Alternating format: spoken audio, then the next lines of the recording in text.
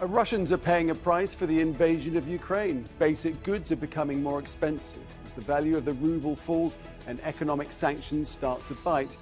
But could the rest of the world be affected as well? This is Inside Story.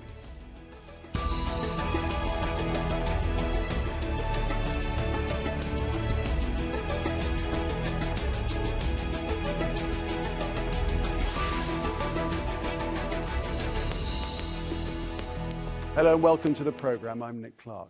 So, Russia's invasion of Ukraine has triggered some of the most severe sanctions ever from the West. They're designed to hurt Russia's economy and deprive President Vladimir Putin of money to pay for the war. The currency, the ruble, has fallen by a third against the US dollar.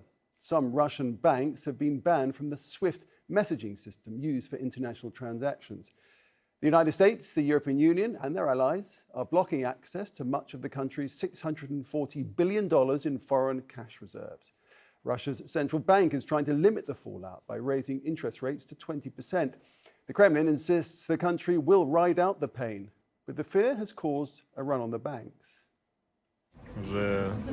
Since Thursday, everyone has been running between ATMs to withdraw cash.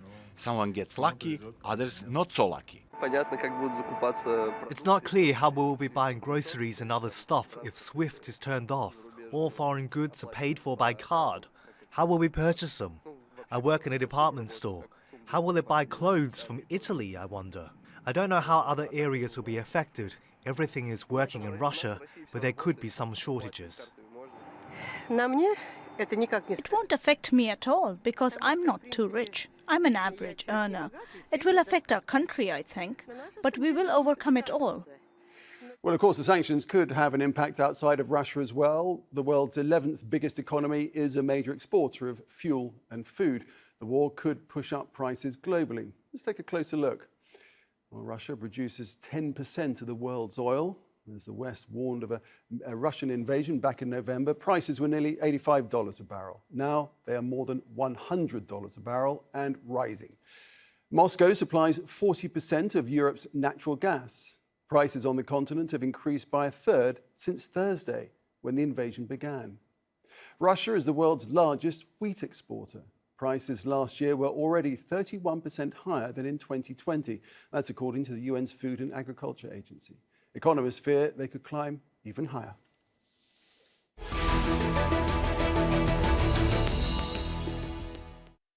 All right, let's bring in our guests. In Moscow, we have Pavel Felgenhauer, who's a defense and military analyst.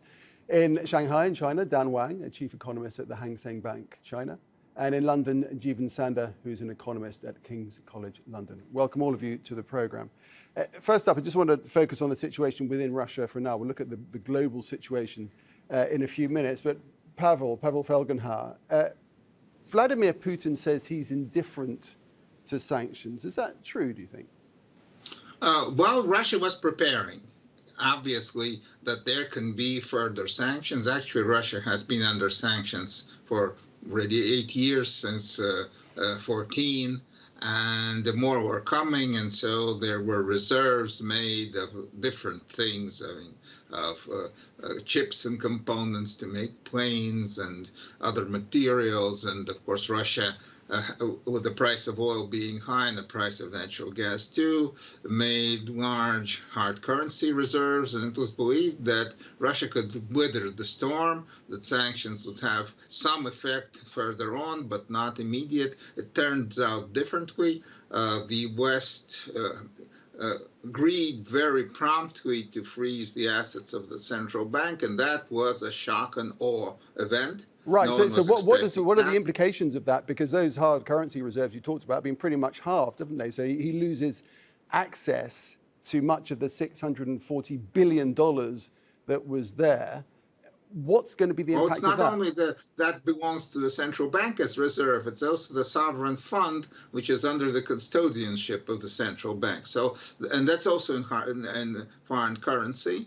So that means the central bank does not have the capability to support the ruble by using those reserves. They have been frozen, and actually there's reports that not only in euros, dollars, sterling, and apparently yen, actually Switzerland, the neutral country, apparently is also looking into freezing Russian assets. So it would be the franc too. That's not good at all. So today Moscow, there was panic in the city. The ruble was in free fall. The central bank moved in and somewhat managed to stabilize the situation. Okay, we'll come into the situation within Moscow in just a second, Pavel. Sorry to interrupt, but I just want to move it on. We'll come back to you in a second about what's happening on the streets. Dan Wang, outside of China, have you been surprised by the level of sanctions finally being imposed now on Russia? I'm actually not that surprised. Gathering all the political signals in the market from Europe and the US, it just seems it will happen that way. The SWIFT is used, and in my line of business, it's considered as a nuclear option in the financial world.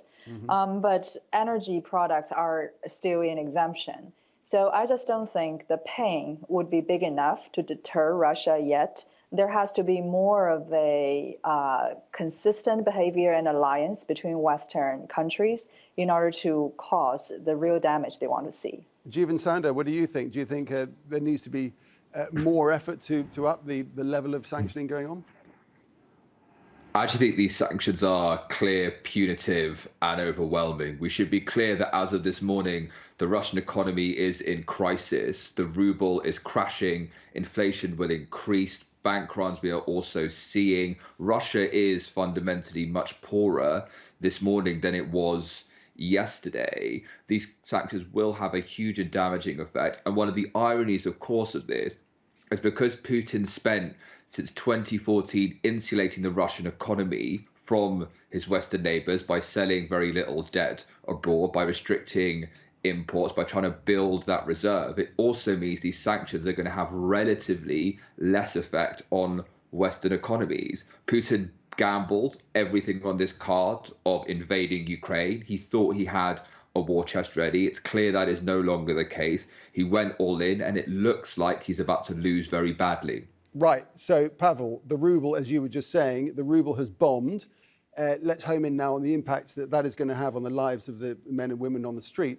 What will it do to the cost of living for the 145 million people in Russia? Well, as the central bank right now today stepped in, they managed to stabilize the situation. There was even a rebound of the ruble. But the medicine is very, very bitter. They have risen their basic lending rate from 9.5% to 20%. 20% means that the Russian industry is going to tank. Normal industry can't work at such a rate. Only, I don't know, speculative trading in the black market can.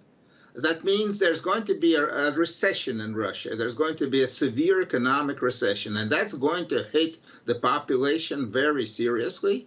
There's going to be shortages because there's going to be a problem with imports, and not only because of money, because Russia is still selling oil and getting some money, but that is not frozen. But there's logistical problems. Logistical companies are refusing to bring containers to Russia. And we won't having bananas, but we also won't having, I say, precursors to make generic medicines. And everything is going to go, and that's going to be, all of it, in sum, is going to affect very badly the internal political situation. There's going to be serious discontent in the coming months, and that will, coupled with a war that seems not very popular and not very successful. Right, I was going to come on to that. What do you think? What sense are you getting from people, the people you know, the people you chat to in the shops and so forth, about what's going on and what's happened as a result of these sanctions, ultimately as a result of Vladimir Putin's decision to invade? Well, I mean, right now people are in shock because their gadgets are not working. This is not working. So people are trying to get something, buy something, do something, or just simply are sitting and in frustration because their lives are kind of crumbling about them. Muscovites were traveling a lot abroad. Now there are also no Russian planes around there anywhere. The Russian foreign minister couldn't go to Geneva, and other people, ordinary people, also can't go anywhere. So this is a kind of very serious frustration.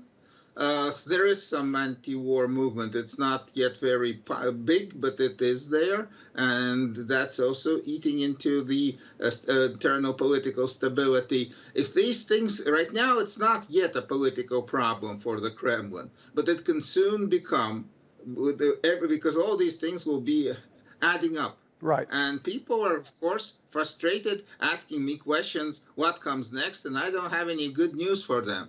It could be much worse. Jeevan Sander in London, to what extent can Russia fight back? Because we've heard in the last few hours about Russia closing its airspace for 36 odd countries. That's going to have repercussions across the world, isn't it?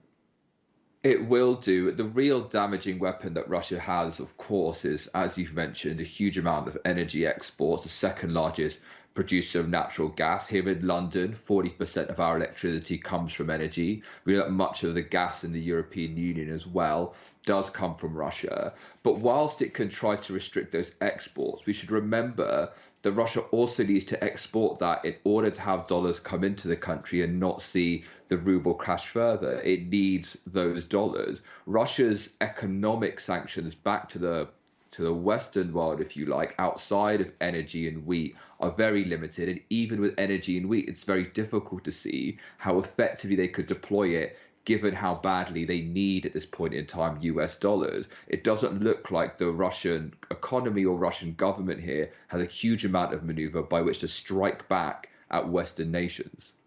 Yes, indeed. Just as we emerge from the pandemic crisis, we walk straight into this kind of storm cloud of war, don't we? Darren Wang in Shanghai, with your financier's hat on, if you like, how far-reaching do you think the consequences of Russia's invasion of Ukraine will be for the world and indeed for us all, wherever we may live? Well, I think for a country like Ukraine, its economy probably will have to be put back by at least 5 years just due to this war. But for the rest of the world, unfortunately, I think the economic impact will be quite drastic in the beginning, but quickly fade off. Right now, we see a lot of adjustment in the stock market and people are rushing to the safe assets. But judging by historical experience, say the period after the Gulf War or period after 9/11, the markets will return to normal, usually between 1 to 6 months. And right now, we see actually many countries see more opportunities to strengthen their bond with Russia, including China. So it's not the case for like Iran or Cuba, that they're very isolated from the rest of the world. Russia still has friends and allies from other parts of the world. But if, we've been talking about wheat supply, Russia is the biggest supplier of wheat in the world. If that is hit badly, it's going to affect the basic commodity of bread, isn't it? And that is going to have repercussions around the world. It's not something that's just going to evaporate once the invasion stops or they come to some sort of agreement, if they do. And this might drag on for months. Well, food security is certainly a prime concern, but the impact, again, is quite uneven. For countries in Middle East and North Africa, they depend more heavily on Russian and Ukraine supply, especially in wheat and rapeseeds. So we will see some disproportionate impact for the poor people in those countries. If you look at a country like Turkey, the inflation pressure is already very high. And I just can see that more people would have to suffer from high living costs in the months to come. Jeevan, what do you think? How do you think the sanctions on Russia will reverberate across the world, global economy? Really, for the man and woman on the street from Kenya to London. So yeah, it's certainly true. To whatever extent people are exposed to Russian financial assets, we are going to see some kind of repercussion. We've seen stock markets down slightly this morning. Similarly, the same is true if Russia decides to offload its dollars denominated debt, for example. But the more severe question is really about to what extent energy prices as well as food prices are affected. That's what matters for people on the street. Now, we had a threat from Medvedev a few days ago saying that he would cause the price of gas to increase by more than double. In the UK, that would mean another increase of energy prices of about £1,000 for the average family, another 3 points on inflation. At the same time, we're seeing across the OECD, certainly inflation spiking and living standards fall. Inside the UK, we've seen the biggest fall, or will see this year, for working households, the biggest fall in after-tax income for 30 years. And we're seeing those pressures, of course, everywhere. So the real question here is what happens to those energy exports and what happens to those food exports? Pavel, what do you think? I mean, that threat from Medvedev to put a squeeze on gas flow and push up the price, is that something that you will see come into play? Actually, I don't know. Today, President Putin and the Kremlin had a meeting on sanctions and Russian response.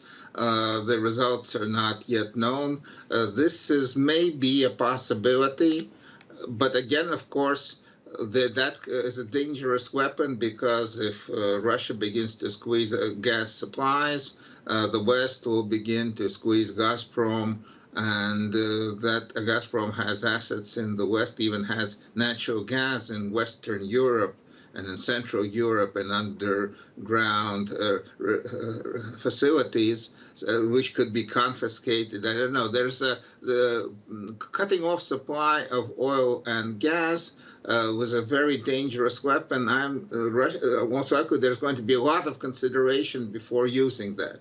Of course, the first reaction by President Putin was actually to threaten, brandish the nuclear weapon.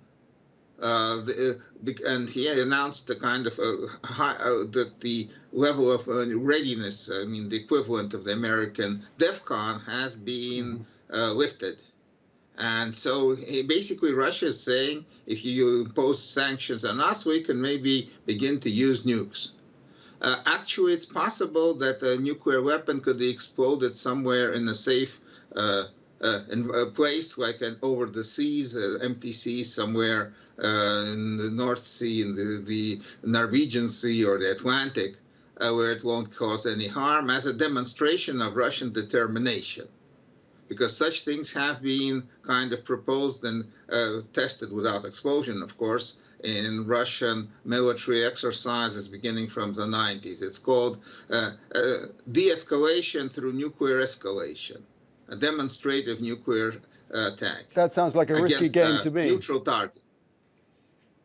And that's a possibility right now. We should consider that, and how that will have a reaction on world markets. Indeed. Dan Wang, well, let me ask you about that. What do you make of that, first of all? I think it's an incredible threat. Of course, the military power is quite obvious for Russia. But the real question is, what does Russia want out of this war with Ukraine? The economic sanctions pretty much is anticipated before it started this war. And the bottom line is, the power that Western countries exert on Russia can also be the Western countries' vulnerability. For Europe to cut off its energy ties with Russia, it cannot be very long. It has to be a temporary solution, because Europe really depends on Russia for the energy supply. And for the US, it can certainly kick out Russia from the SWIFT system, but that means a weakening position for dollar-denominated global order. So now it just leaves all countries in this tricky balance. And I don't think Russia will necessarily lose in this battle and in this negotiation. Eventually, maybe the trade relations between Russia and China will get closer and probably will get more political power from Europe as well. And Dan, how do you think China fits into this tricky balance as you describe it? Because earlier this month, Putin held talks with Xi Jinping, where the two leaders declared this sort of unending friendship with no limits and no forbidden areas of cooperation. Do you think that's strained now? Well, Russia is part of the Belt and Road Initiative countries, and there are already a lot of collaboration on the ground in infrastructure, in technology, e-commerce, things like that. There's even the currency swap system. And in times like this, a friendlier face in China would be a great support for Russia. And already we have seen more talks on the ground between different trade representatives from China and from Russia. So it is more opportunities for China to gain in this situation, and for Russia as well, maybe to pursue a different path for its future growth. All right, Jeevan, London is well known for its links to Russian money, isn't it? What about the mass ranks of oligarchs? Will they always have Putin's back? We've seen Roman Abramovich, he's stepped back from his ownership of Chelsea Football Club. A couple of others beginning to speak out against war. What do you think that might represent? It certainly looks like oligarchs, their own kind of interests may no longer align with Putin. We know, for example, the British government is looking at seizing Putin-linked oligarch property in London. I've just seen the French are considering similar actions. So certainly oligarchs may start to think about kind of diverging from Putin. I suppose on the other side, though, we've also seen danger from those oligarchs who do decide to leave Putin. And fundamentally, what will determine his survival is whether or not he still has the backing of the security and the armed forces. We should remember dictators like Maduro can survive in office if they make sure they have, the support of the men with guns. So fundamentally for Putin, whilst the oligarchs may leave him, or more of them may think about it, what it's really about is what is his position and support within his own armed forces. Pavel Felgenhauer, what's your assessment of Vladimir Putin's position in the coming months, given that we're beginning to hear, from the oligarchs suggesting that perhaps this war was ill-advised? Is that something that may grow and burgeon and add to that unrest on the streets that you were talking about a little bit earlier?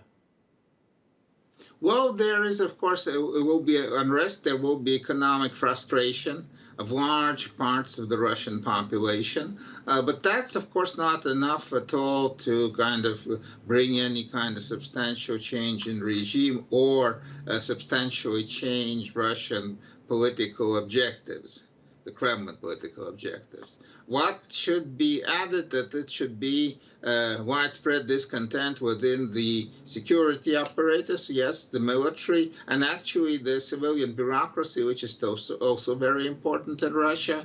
That's how things begin to change in Russia when such changes happen. As I say, this war is not very popular, and it's not apparently very popular with the Russian military too. There were dissenting voices and signals coming from there that this is the wrong thing to do. And it doesn't seem that maybe in some instances the Russian military are not fighting to full capacity, or at least maybe holding back, maybe under orders, or maybe that they don't want to fight this war very much. So it's a complicated situation. The Putin's regime may begin to wobble in the coming months. Will there be any change or not? Again, that's anybody's question. Before it begins to happen, it's very hard to predict. But the security, the military have to at least look the other way if popular discontent can begin to change anything in Russia. Okay. Jeevan, I'd like to end with you, if I may. If hostilities were to end and some agreement was reached, how quickly could things economically in Russia, around the world, get back on track? Or is this, set in train a long-term potential recession? Well, I think Russia at this point will face some kind of recession, at least in the short term. If it is the case that relations were to go back to normal, you'd think they'd be able to, in some sense, recover. But also, let's think about what the long-term implications would still be. Europe would very much be looking to decouple their natural gas from Russia and Putin in any case. There would be, you think, now more of a push to net zero. There will be a complete change in relationships, especially while Putin is still the leader in Russia. And more broadly, it's very difficult to see a situation in which our dealings with Russia will be normalized while Vladimir Putin is still leader. We can't go back to where we were 10 days ago. Interesting. Thank you all for joining us. We've run out of time. Do appreciate all your perspectives on this very important story. Pavel Felgenhauer, Dan Wang, and Jeevan Sanda. Thanks very much indeed. And thank you too for watching. You can see the program again anytime by visiting our website, aljazeera.com. And for further discussion, you can go to our Facebook page. That's facebook.com/AJ Inside Story. You can also join the conversation on Twitter. Our handle is @AJ Inside Story. From me, Nick Clark, and the whole team here at Al Jazeera, it's goodbye for now.